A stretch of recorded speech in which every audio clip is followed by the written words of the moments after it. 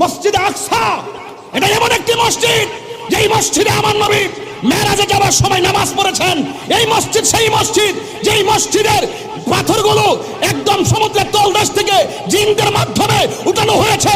প্রত্যেকটা পাথরে সূরা ইয়াসিন লেখা ছিল। এমন মসজিদ, এই মসজিদ সেই মসজিদ যেই মসজিদ মুসলমানদের প্রথম কিবলা ছিল। জীবনের রক্ত দিয়ে হলো সেই মসজিদ আকসাকে রক্ষা করে ছাড়বো, ঠিক কি না বলা?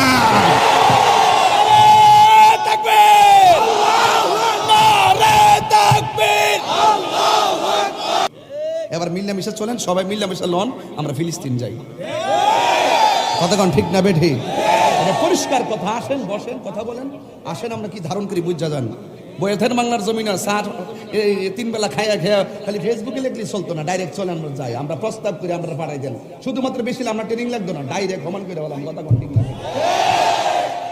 আয়েন, মুসলমানদের অবস্থা ভালো না। আমরা ঠেলাঠেলির কারণে কিন্তু এই সুযোগটা হয়েছে। আজকে ইহুদির পিছনে ইহুদিকে সহযোগিতা করছে, কাফের পাশে কাফের দাঁড়ায় গেছে, আর আমরা মুসলমানের পক্ষে দাঁড়াইতে পারতেছি না। এর চাইতে বড় লজ্জাকর কিছু হতে পারে না, ঠিক কিনা বলেন? মানববন্ধন করলে হবে না। আমাদের মাননীয় প্রধানমন্ত্রী বলছে আমরা ফিলিস্তিনের পাশে আছি।